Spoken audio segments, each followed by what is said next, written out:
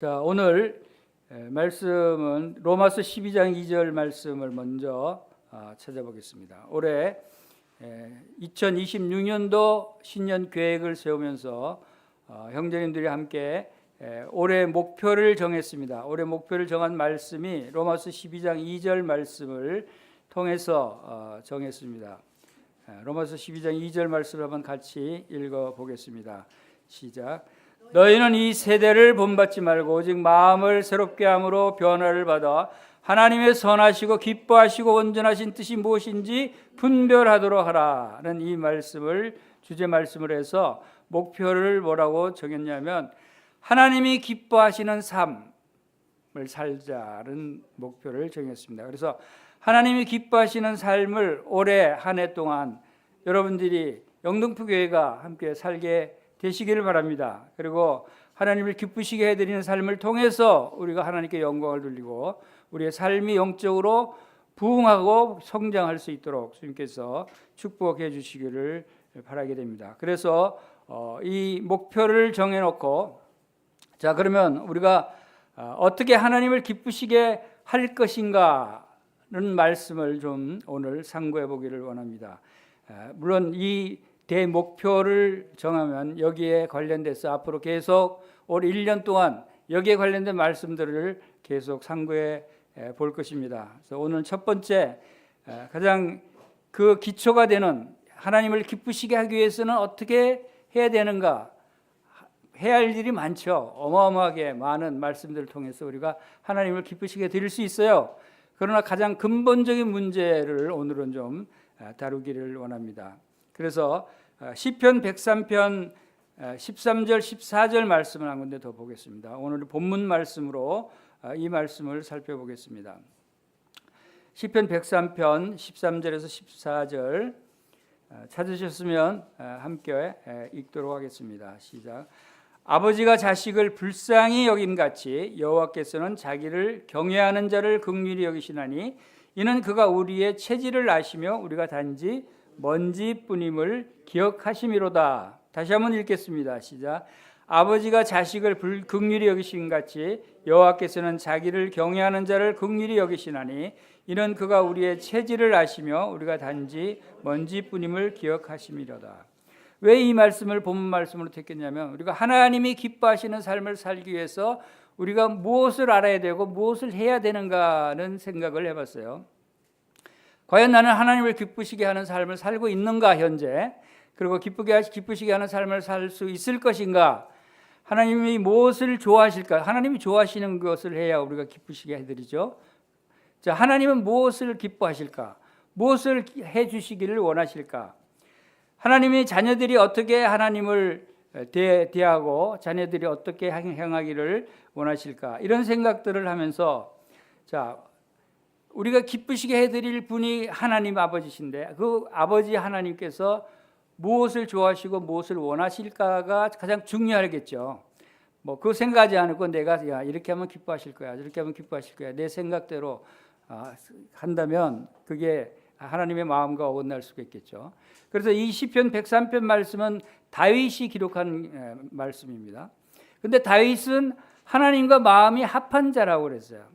그래서 다윗의 시편을 통해서 하나님과 마음이 합한 자니까 하나님의 마음을 알 수 있겠다는 생각을 하게 됐습니다. 하나님의 마음은 어떤 마음일까요? 하나님의 마음은 예수님의 마음은 또 어떤 마음일까요? 예수님의 마음은 예수님 친히 말씀하신 대로 나는 마음이 온유하고 겸손하니 내게 와서 배우라 라고 말씀하셨죠. 그래서 자, 난 과연 무엇을 해서 하나님을 기쁘시게 해드릴 수가 있는가? 여러분 한번 생각해 보십시오.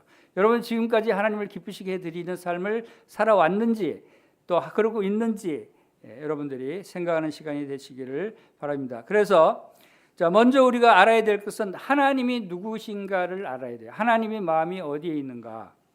그래서 시편 103편 14절은 그가 우리의 체질을 아시며 우리가 단지 먼지뿐임을 기억하심이로다 그랬어요. 왜 이 말씀이 생각이 났을까요? 그가 하나님이 우리의 체질을 아신다고 하십니다. 하나님이 전지전능하신 분이셔요. 전지전능하신 하나님이 우리를 아시고 여러분을 다 아셔요. 그렇죠. 근데 그게 무엇이 중요하죠? 그 왜 아신다고 말씀하실 거예요? 우리가 단지 먼지뿐임을 기억하시는. 뭐를 안다고 그랬죠? 하나님이 우리를 아시는데 우리의 무엇을 안다고요? 우리가 먼지, 진토임을 아신다 그랬어요. 왜? 우리의 뭐 잘한 것도 많은데, 우리의 장점도 많을 텐데, 우리가 좋은 점도 많을 텐데 왜 그런 거는 안 알아주시고 부끄러운 것을 아신다 그러실까요? 우리가 진토고 먼지, 얼마나 부끄러워요. 우리가 먼지라고 생각하는, 먼지가 뭐 어디 쓸 데가 어디 있어요? 후 날아가면 없어질 불쌍한 존재죠. 연약한 자이죠. 연약한 부분을 아신대요. 왜 이 연약한 부분을 아신다는 말씀을 강조하고 계실까요?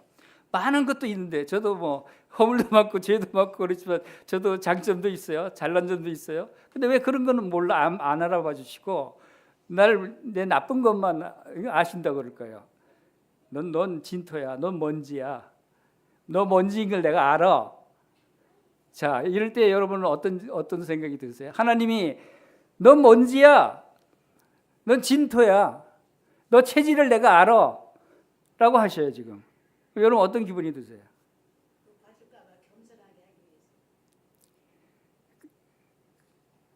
겁나지 않아요? 내가 나의 잘못을 지적하는 거 보니까 나를 정죄하려고 그러시는 거 아닌가? 자, 하나님이 전지전능하신 모든 것을 다 아시는 하나님께서 우리의 연약하고 우리의 체질을 아시고 우리의 먼지 진토임을 기억하신다라는 것을 강조할 때 전 참 감사가 됐어요. 내 허물을 다 아시는구나. 내가 연약함을 다 아시는구나. 그래서 내가 하나님을 기쁘시게 해드리지 못하고 하나님께 많은 공로를 세워드리지 못하고 하나님 말씀을 순종하지 못하고 이 세상에 곁눈질하기도 하고 많은 죄를 짓고 한 것도 다 아시는 거예요. 근데 그것을 다 아시는 하나님이 나를 미워하시는 분이에요? 사랑하시는 분이에요? 사랑하시는 분이에요. 이 말씀은 나를 정죄하기 위해서 이 말씀하시는 거예요. 나를 돌보고 그것을 불쌍히 여기고 긍휼히 여긴다고 하시는 거예요. 자, 그래서 13절에 아비가 자식을 긍휼히 여긴 같이 여호와께서는 자기를 경외하는 자를 긍휼히 여기시나니 이 말씀을 하시고 나서 우리의 체질을 아신다고 그랬어요. 이게 왜 무슨 뜻이죠? 다시 말씀드리면 우리가 연약하고 우리가 진토고 아무것도 할 능력이 없고 맨날 죄도 짓고 세상 흘러가려고 그러고 허물이 많고 이런 거 너 알아. 근데 왜 안다고 하시냐면 그러기 때문에 너를 긍휼히 여길 거야. 긍휼히 여겨주신다는 거예요. 그리고 불쌍히 여겨주신다는 거죠. 마치 아버지가 자식을 불쌍히 여긴 같이. 여러분 아버지가, 여러분 어머니가 자식을 어떻게 여겨요? 자식이 꼭 착한 일 많이 하고 좋은 일 하고 엄마 말, 아빠 말 잘 들을 때만 칭찬하고 사랑해주고 그래요? 그렇지 않아도 사랑해줘요. 왜냐하면 너 자식이 허약하고 약한 줄, 허물이 많은 줄 알기 때문에 그걸 이해하고 용서하고 긍휼히, 불쌍히 여기는 마음이 있어요. 그래서 도와주고 채워주고 이끌어주고 가르쳐주고 사랑하고 보듬고 품어가는 것이 아버지의 마음이에요. 그 아버지의 마음이 하나님 우리 아버지의 마음이라는 거예요. 하나님이 근데 왜 기뻐하는 삶을 얘기하면서 이 말이 나오죠? 하나님은 이것을 기뻐하는 거예요. 하나님은 이런 긍휼히 여기는 마음을 갖고 우리의 허물과 연약함을 알고 도와주고 우리의 마음이 하나님께로 돌아오기를 기뻐하신다는 거죠. 만약에 우리가 연약함이 있으면서도 연약하지 않은 척, 죄가 있으면서도 죄가 없는 척, 조그마한 선량한 선한 일을 행한 것만 내세우고 나는 바리새인들처럼 하루에 한 달에 금식을 몇 번 하고 11조를 내고 나는 기도를 몇 번 하고 뭐를 하고 이런 것만 내세운다면 하나님이 기뻐하시겠어요? 너 허물도 알아. 근데 그런 것만 내세우는 건 이게 교만인 걸 내가 알아. 하고 하나님이 기뻐하시지 않는다는 거죠. 그래서 하나님이 우리를 사랑하시는 분이 나의 허물을 알고 나의 허물을 용서하시고 불쌍히 여기시고 긍휼히 여겨주셔서 그것을 사랑으로 보듬어 주시고 격려해 주시고 채워 주시겠다고 하시는 그러한 마음을 우리가 여기서 볼 수 있기 때문에 우리는 하나님을 기뻐하는 마음을 가질 수 있다. 지금 우리 스바냐서 3장 17절 말씀 보겠습니다. 우리 찬송 부른 스바냐서 3장 17절 말씀.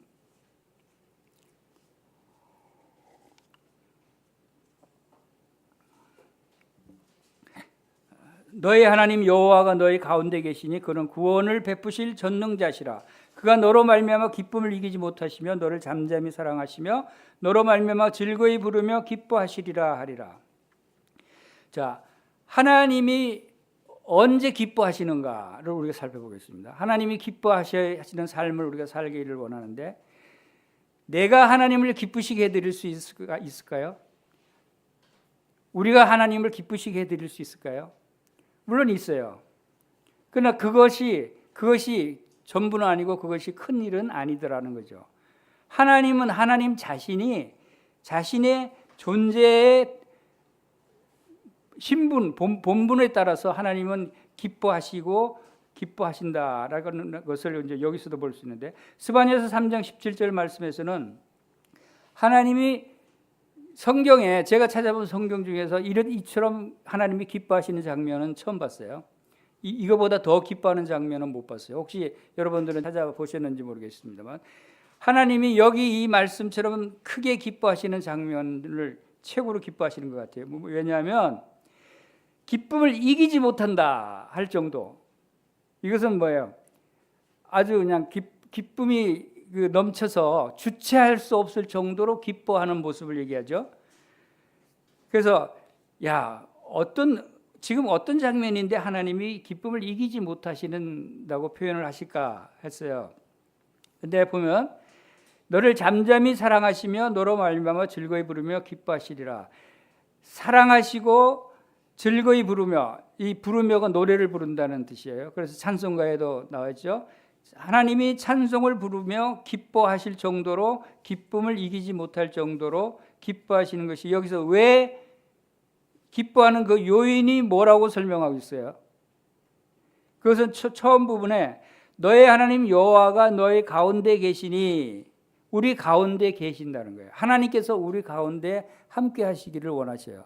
이것이 하나님이 우리 가운데 있는 것을 얼마나 기뻐하시는가를 알 수 있어요. 하나님이 우리와 함께 하시는 것.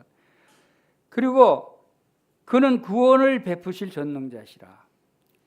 구원을 베푸시는 것을 가장 기뻐하신다는 것을 우리가 여기서 볼 수 있습니다. 자, 그것이 무슨 뜻일까요? 구원을 베푸시는 것을 기뻐하신다.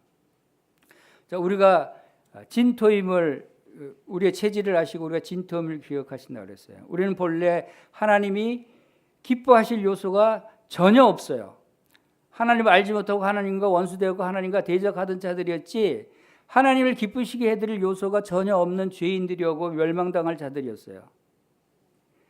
근데 하나님이 우리를 향해서 기뻐하시는 이유는 뭘까요? 그것은 하나님께서 우리를 구원해 주시기 때문에. 그리고 하나님께서 우리를 지으셨어요. 흙으로 지으시고 우리가 진토임을 기억하신다는 것은 하나님이 친히 우리를 진토로 만드신 것을 기억하시는 거예요. 우리의 연약함과 허물과 죄악들을 기억하시고 그것을 다시 허물을 다 씻어주시고 용서하시고 구원해 주시는 전능자가 아니면 이런 구원을 이루실 수 없는 분이시죠. 그래서 그 구원을 우리에게 어떻게 이루어주셨어요? 우리에게 독생자 예수 그리스도를 보내셔서 아들을 친히 보내셔서 우리의 모든 허물과 죄를 십자가에서 용서해 주시면서까지 사랑해 주셨어요. 그리고 나서 우리를 다시 새로운 피조물로 재창조를 하셔서 하나님의 성품에 합당하게 우리를 변화시켰어요. 하나님의 자녀로 거듭나게 하시고 이제 하나님의 제사장으로 왕 같은 제사장으로 하나님의 소유된 백성으로 불러주셨어요.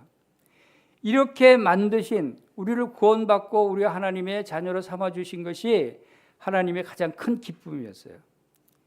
그러나 여전히 비록 우리는 육신 가운데 거하고 우리의 체질이 연약하고 우리가 진토임을 주님이 기억하시지만 그러나 우리가 영적으로는 온전한 자로 거듭나게 하셨기 때문에 하나님의 창세전부터 계획하신 우리에 대한 사랑, 그 사랑을 온전하게 이루신 거예요.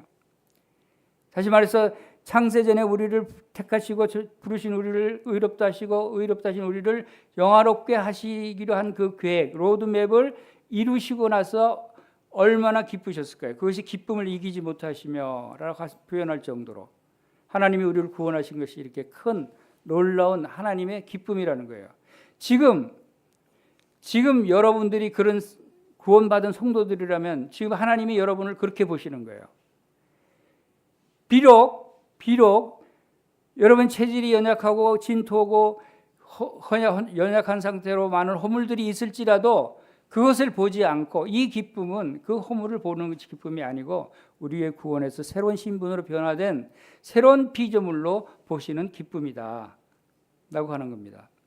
근데 왜 이 말씀을 먼저 드리냐면 우리가 이것을 모르면 하나님이 뭘 가장 기뻐하시는지를 모르면 하나님을 기쁘시게 해드리려면 내가 뭘 해야지? 내가 성경 말씀을 1년에 한 5통독을 5번 해야 되나? 내가 성경 말씀을 하루에 3장씩 외워야 되나? 내가 뭘 해야 되지? 선한 일을 얼마나 많이 해야지? 헌금을 많이 해야 되나? 이런 생각부터 하게 돼요. 하나님을 기쁘시게 하기 위해서. 하나님이 그것을 기뻐할까요? 먼저 하나님의 기쁨이 어디 있는가를 우리가 알고 그 기쁨에 대해서 우리가 감사하는 마음이 있어요. 그러나 그것을 알 때 우리의 신분이 얼마나 놀라운 신분으로 변화되는 것을 알면서 하나님께 감사와 영광을 올려드리는 단계까지 가면 하나님이 얼마나 기뻐하실까 하는 것을 생각할 수 있어야 돼요.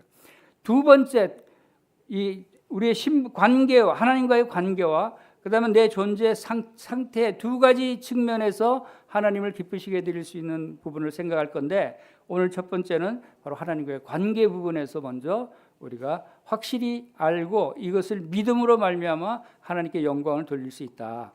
하나님이 기뻐하시구나. 지금 하나님이 나를 향해서 기뻐하고 계시는구나 하는 믿음이 있어야 돼요. 그래야 하나님께 감사와 영광을 올려드릴 수가 있어요. 지금 하나님이 여러분을 향해서 얼마나 기쁨을 이기지 못할 정도로 주체할 수 없을 정도로 기뻐하신다고 하는 사실을 여러분이 믿어야 되는 거예요. 믿지 않으면 하나님이 실망하시는 거예요.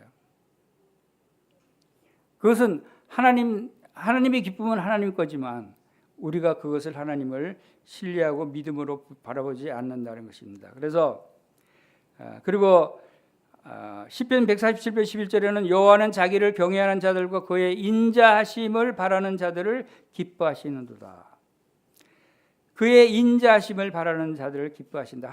인자하심이라는 헤세드라고 하는 히브리어인데 구약 신약의 하나님의 사랑은 아가페 사랑이라고 그래요. 그런데 구약의 하나님의 사랑은 헤세드가 아가페를 대신할 수 있는 헤세드가 하나님의 사랑으로 대신할 수 있는 단어인데 자비, 인자 이런 그 의미를 갖고 이 말씀은 하나님의 약속의 언약에 기초한 변하지 않는 사랑이라는 뜻을 가지고 있는 단어가 바로 헤세드, 인애, 자비라는 뜻인데 이것이 구약에 전반적으로 걸쳐진 하나님의 사랑을 대변하고 있어요. 신약에 와서는 그 단어가 헬라어로 바로 아가페라는 단어로 대체되고 있어요. 자, 이러한 것이 하나님의 사랑이 여전히 구약에서부터 지속된 신약에 이르기까지 지속된 사랑인데 이것이 구약에서 변치 않는 약속의 사랑이라고 하는 헤세드라는 단어는 영원토록 지속되는 사랑이라는 뜻이에요. 그것이 헬라어 단어로 아가페로 표현이 되는데 아가페는 그것 영원히 지속되는 사랑의 완성이라고 하는 뜻을 가지고 있어요. 그래서 실제 그런 약속된 사랑이 실제로 완성돼서 이루어졌다는 뜻이 아가페 사랑이에요. 그래서 구약과 신약에 걸쳐서 함께 우리가 생각할 수 있는 단어가 바로 이 아가페와 헤세드라다 한다는 것을 우리가 아는 것이 필요합니다.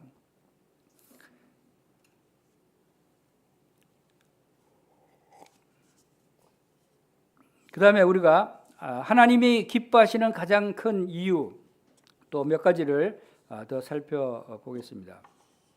하나님이 왜 우리를 구원해 주시고 나서 이렇게 기뻐하실까요? 그것은 첫 번째, 구원하시고 나서 우리가 하나님의 소유가 되었기 때문에, 하나님은 우리를 소유해서 하나님의 것으로 만드셨다는 그 기쁨이 가장 큰 기쁨이다 하는 것을 이사야서 43장 1절에 이렇게 말씀을 하고 있습니다. 야곱아, 너를 창조하신 여호와께서 지금 말씀하시느니라. 이스라엘아, 너를 지으신 이가 말씀하시느니라. 너는 두려워하지 말라. 내가 너를 구속하였고 내가 너를 지명하여 불렀나니 너는 내 것이라. 이것은 마치 너는 내 것이다. 하나님이 우리를 왜 그렇게 구원하시고 나서 하나님의 것으로 만드시고 나서 이렇게 기뻐하실까? 마치 여러분, 부모가 자식을 낳습니다. 갓난 아기를 낳았어요. 여러분, 기뻐요? 기쁘지 않아요? 첫 아기를 낳으면 얼마나 기뻐요. 그보다 기쁜 게 없어요. 기쁨을 주체하지 못할 정도로 기뻤어요. 근데 왜 아기가 여러분에게 돈 벌어다 줬어요? 착한 일 많이 했어요? 아기가 멋지게 배우처럼 멋지게 잘생겼어요? 왜 그렇게 기뻐하죠? 내 자식이니까, 내 것이니까, 내 자식, 나를 닮은 내 자식이 태어났다고 하는 그 사실 하나만으로 기뻐하는 거예요. 그렇죠? 우리 아이가 나중에 자라고 나서 성장하면서 돈도 벌고 일도 하고 착한 일도 많이 하겠죠. 근데 그때는 그런 기쁨이 없어요. 처음 태어났을 때만큼 기쁨을 갖지 못해요. 자, 하나님이 주체하지 못할 정도로 기뻐하시는 것은 바로 이런 기쁨이 아닌가 하는 것입니다. 바로 아비가 자식을 불쌍히 여긴 같이 또 하나님이 우리를 거듭나게 하셔서 하나님의 자녀로 삼으신 것이 얼마나 기쁜지 여러분을 그렇게 기뻐하신다는 거예요. 여러분이 비록 하나님 말씀을 잘 보지 않을지라도, 기도도 열심히 하지 않고 헌금도 열심히 안 내고 교회도 열심히 안 다니고 그럴지라도 하나님께서는 여러분이 하나님의 자녀로 거듭난 것이 확실하면 하나님은 여러분을 기뻐하셔요. 여전히 기뻐하셔요. 허물이 있는 것은 하나님이 긍휼하심으로 채워지는 거예요. 불쌍히 여기시는 거예요. 허물이 연약한 걸 아셔요. 연약한 걸 아신다는 것은 여러분을 정죄하고 심판하기 위해서 너 이런 거 잘못했지, 너 이런 거 잘못했지, 이렇게 약하지, 너 혼나야 돼. 이래서 아는 게 아니라 그것을 감싸주고 덮어주고 용서해주기 위해서 아시는 거예요. 그래서 하나님의 사랑은 바로 이렇게 표현된다는 것입니다. 그래서 하나님의 사랑은 하나님의 성품이 사랑이죠. 하나님은 사랑이시라. 하나님은 사랑 그 자체예요. 그리고 영원히 변치 않는 사랑, 헤세드라는 것은 구약의 하나님의 사랑의 단어가 의미하듯이 하나님의 사랑은 영원히 변치 않는 사랑이고 모든 것을 다 내어주시는 완전한 희생적인 사랑이 아가페 사랑이다라고 하는 것을 우리가 알 수 있습니다. 그래서 예레미야서 31장 3절에는 옛적에 여호와께서 나에게 나타나사 내가 영원한 사랑으로 너를 사랑하기에 인애로 너를 이끌었다 했노라 하면서 여기에 인애가 헤세드, 구약에는 사랑이 인애, 자비, 인자로 이렇게 많이 표현이 됩니다.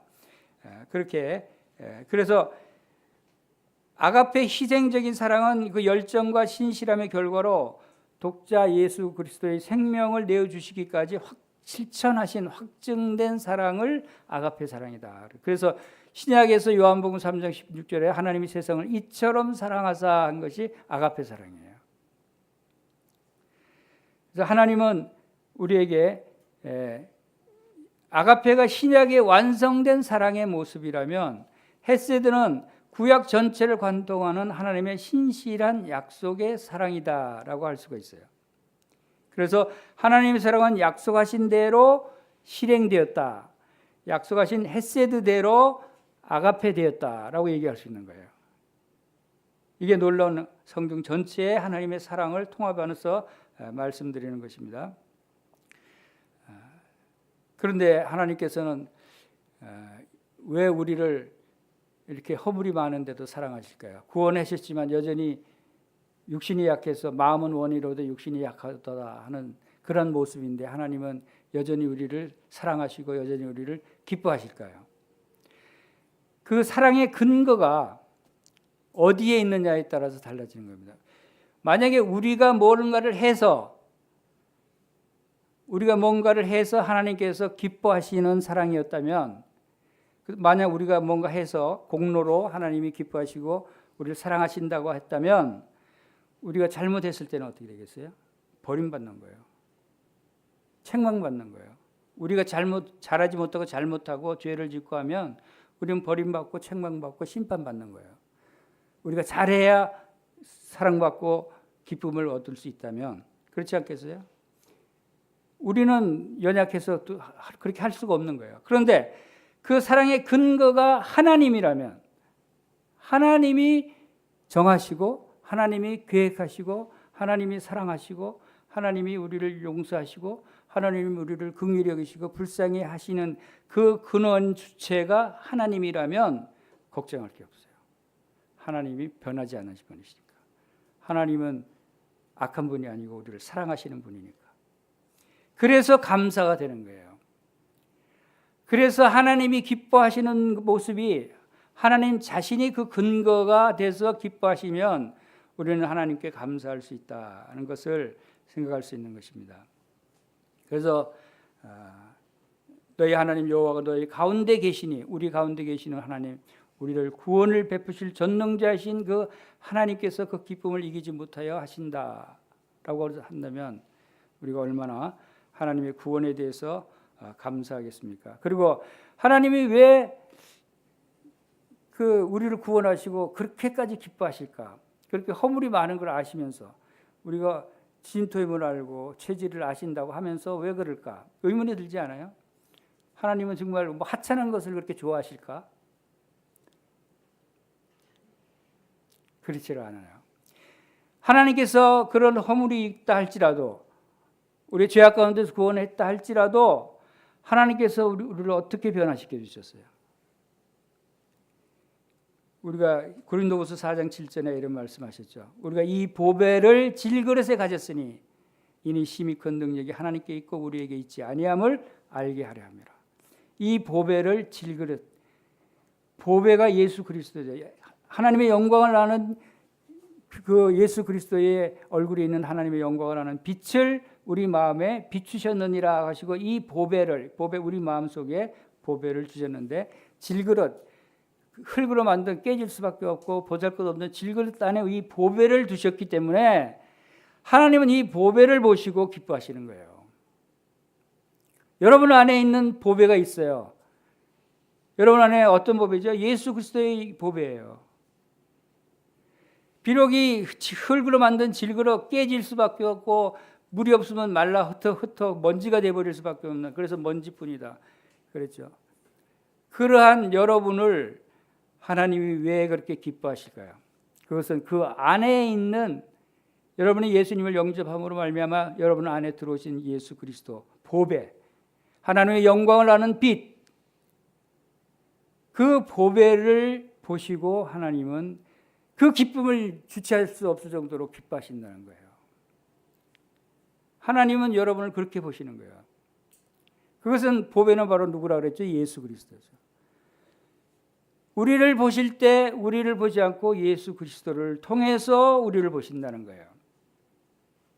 그래서 우리가 허물이 있음에도 불구하고 우리를 기뻐하고, 허물이 있음에도 불구하고 우리를 사랑하는 이유가 우리 안에 있는 이 보배가 되신 예수 그리스도 때문이다라고 하는 것입니다. 그 예수 그리스도는 바로 하나님께서 태초에 흙으로 사람을 지으시고 그 코에 생기를 불어넣어 주셔서 생명이 된지라 한 것과 같이, 이제 죽었던 우리에게 하나님께서 성령의 빛을 보내주셔서 우리가 이제 성령으로 거듭나게 돼서 살아시 하나님의 자녀로 거듭난 이 놀라운 변화를 하나님께서 기뻐하시는 것이다 하는 것입니다. 그래서 내가 내 눈에 보배롭고 존귀하며 내가 너를 사랑하였은즉 하고 이사야서 43장 4절에서 말씀하고 있는데, 여러분이 하나님의 눈에 보배롭고 존귀하다, 그렇기 때문에 너를 사랑하였다는 말씀이에요. 이사야서 43장 4절이. 하나님이 우리를 사랑하는 이유가 바로 여기 나오죠. 여러분이 하나님 눈에 보배롭고 존귀하게 보여요. 더 이상 그 허약한 체질이 아니고 더 이상 진토가 아니라는 거예요. 보배가 담겨져 있기 때문에 하나님은 그 보배를 보신다는 거예요. 그래서 하나님의 눈에는 우리를 이렇게 보배로운 자로 보신다라고 하는 것입니다. 그래서 하나님은 우리가 진토인 적은 잊으신 적이 없습니다. 우리가 넘어졌을 때 너는 왜 그것밖에 안 돼? 하고 책망하기 위해서 우리를 진토인 적을 아시는가 하면 그게 아니라는 거죠. 왜냐하면 왜 진토인 걸 아냐면 네가 흙이기 때문에 그렇게 넘어질 수밖에 없고 아픈 것을 내가 안다. 네 고난을 내가 안다. 내가 위로해 주겠다. 라고 하는 것을 말씀하시는. 그래서 긍휼히 여기시고 불쌍히 여기시고 동정하시는 하나님이시다. 그래서 우리의 이 땅의 삶이 고난이 되고 어려움이 되고 핍박이 있고 있다 할지라도 하나님은 여전히 우리 안에 있는 보배를 보시고 우리 안에 있는 존귀함을 보시기 때문에 우리의 삶의 고난을 위로하시고 긍휼히 여기시고 우리로 하여금 은혜의 보좌 앞으로 나아가도록 말씀하신다는 것입니다. 내가 내 눈에 보배롭고 존귀하며 내가 너를 사랑하였은즉 내가 네 대신에 사람들을 내어주며 백성들이 내 생명을 대신하리라고 말씀하십니다.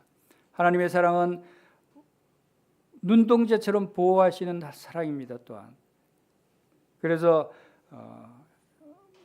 우리를 심성이 부르짖는 광야에서 만나시고 호위하시며 보호하시며 자기의 눈동자같이 지키셨도다. 나를 눈동자같이 지키고 주의 날개 그늘 아래 감추셨다는 것을 시편 17편 8절에도 말씀을 하고 있습니다. 우리를 보배로운 자, 존귀한 자로 보시면서 우리를 눈동자같이 지키시는 하나님의 사랑이다 하는 것입니다.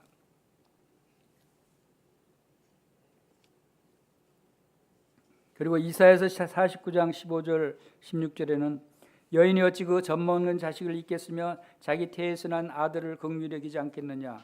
그들은 혹시 잊을지라도 나는 너를 잊지 아니할 것이라. 내가 너를 내 손바닥에 새겼고 너의 성벽이 항상 내 앞에 있나니 하며 이사야서 49장 15절에 나와 있습니다. 부모들이 자식을 절대 잊지 않죠. 그런데 그들이 잊을지라도 하나님은 여러분들을 잊지 않으신다는 거예요. 하나님과 우리가의 관계가 이렇게 끊을 수 없는 관계, 끊을 수 없는 약속의 사랑의 관계, 그것을 뭐라 그러냐면 구약에서는 헤세드라고 하는 단어라고 그랬어요.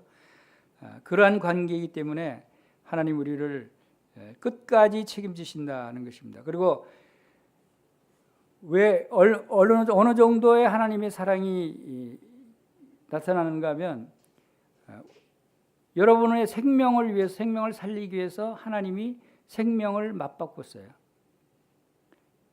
예수 그리스도의 생명을 여러분의 생명과 맞바꿨죠. 그것은 베드로전서 1장 18절에 너희가 대속함을 받은 것은 은이나 금같이 없어질 것으로 된 것이 아니요 오직 흠없고 점없는 어린 양 같은 그리스도의 보배로운 피로 된 것이니라. 그리스도의 보배로운 피로 대신 속죄를 갚아주셨다고 한 것은 피값으로 여러분들의 생명을 갚으셨다는 겁니다.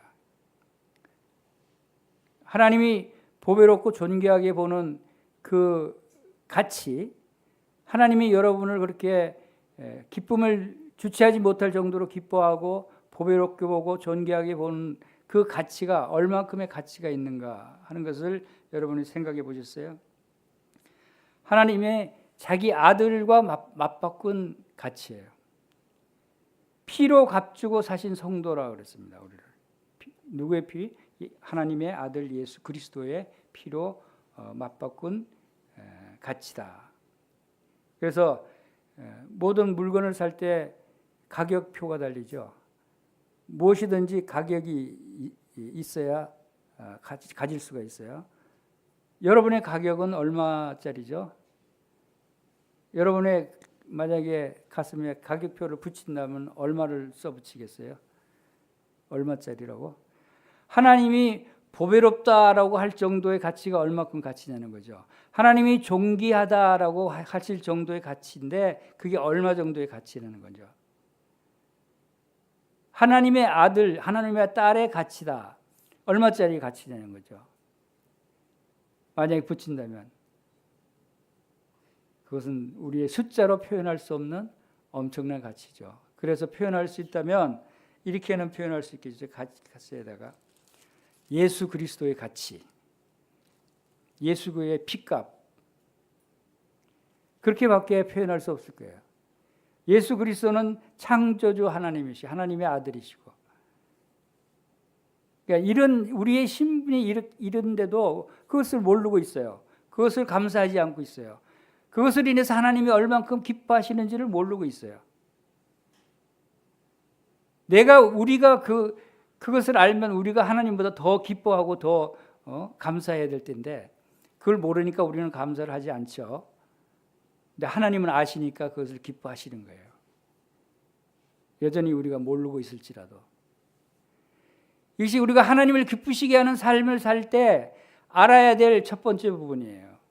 하나님이 어떻게 생각하시고 하나님의 마음이 어디에 있는지, 하나님이 얼마나 기뻐하시고 계시는지.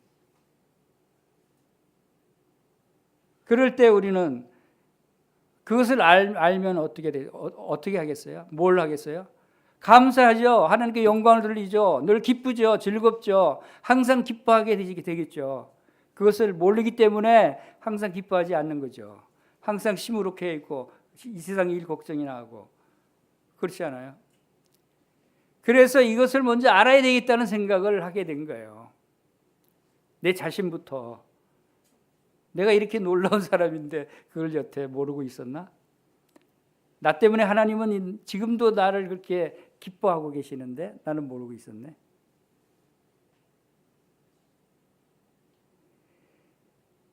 베드로전서 2장 9절 그러나 너희는 택하신 족속이여 왕같은 제사장들이여 거룩한 나라여 그의 소유가 된 백성이니 이는 너희를 어두운 데서 불러내어 귀한 빛에 들어가게 하신 하나님의 아름다운 덕을 선포하게 하려 하십니다. 하나님께서 우리를 불러내 주셔서 이렇게 신분으로도 놀라운 신분으로 바꾸셨어요. 택하신 족속으로. 누구의 택하신 족속? 하나님의 택하신 족속. 제사장들이요, 제사장뿐만 아니라 왕같은 제사장이 권세를 가진 제사장들. 거룩한 나라요, 그의 소유가 된 백성. 하나님의 소유된 백성으로 삼아주셨어요. 확실하게. 그러니까 하나님께서 이 놀라운 직분을 가진 성도들을 소유하신 거예요. 그러니까 하나님 얼마나 기쁘시겠어요. 그런데 정작 우리는 기뻐하지 않고 있어요. 그렇게 한 목적이 또 있어요. 목적이 뭐라고 그랬어요? 어두운 데서 불러내어. 우리가 흑암의 권세에 있었죠. 어두운 데 있었죠. 그런데 그것을 불러내서 그의 기이한 빛에 들어가게 하셨어요. 하나님의 영광을 아는 빛이 우리 마음에 비추셔서 그 빛에 들어가게 하셨어요. 왜? 이는 아름다운 덕을 선포하게. 이 얼마나 아름다운 빛이에요. 아름다운 복음이에요. 복음을 선포하게 하기 위해서 이 놀라운 일들을 이루셨다는 거예요. 이제 우리의 하나님을 기쁘시게 하는 일의 완성은 아름다운 덕을 선포하는 것이라는 거죠. 복음을 전하는 것이에요. 우리가 복음을 전하는 거는 그냥 모든 민족을 와서 복음을 전하라 그래서 땅끝까지 복음을 전하라 그래서 하나님의 명령이니까 순종해야지, 가야지 하고 자기 의지로 가서는 안 된다는 거죠. 하나님은 명령을 주실 때 꼭 그 사전에 왜 그래야 되는지 이유를 설명을 하셔요. 왜 우리가 이 어떤 신분을 가진 하나님의 족속인지, 얼마나 놀라운 보배롭고 존귀한 신분을 가진 자들인지를 알고 나가라는 거예요. 알고 복음을 전하러 가라는 거예요. 그럴 때 하나님이 힘을 주시고 능력을 주시고 함께 하시는 거예요. 내 의지로 내 생각대로 한다면 한계에 부딪히게 돼 있고 또 어려움을 당할 수 있다 하는 것을 생각하게 됩니다. 그래서 하나님께서는 로마서 8장 32절에 자기 아들을 아끼지 아니하시고 우리 모든 사람을 위하여 내어주시니가 어찌 그 아들과 함께 모든 것을 우리에게 주시지 않겠느냐. 하나님은 바로 우리에게 모든 것을 주실 분이시라는 거예요. 모든 것을 주신다고 하는 것은 하나님이 얼마나 기뻐하시고 얼마나 만족하게 하시기 때문에 우리에게 모든 것을 내주시기로 작정하신 거예요. 주셨잖아요. 이미 자기 아들을 아끼지 않고 내어주셨잖아요. 그것을 생각해 보라는 거예요. 이미 우리에게 하나님의 모든 것 되시는 예수 그리스도를, 자기 아들을 아끼지 않고 여러분을 위해 내주셨어요. 그런데 아들을 내주셨는데 다른 것도 안 주시겠어요? 모든 것을 주시지 않겠습니까? 그런 말씀이잖아요.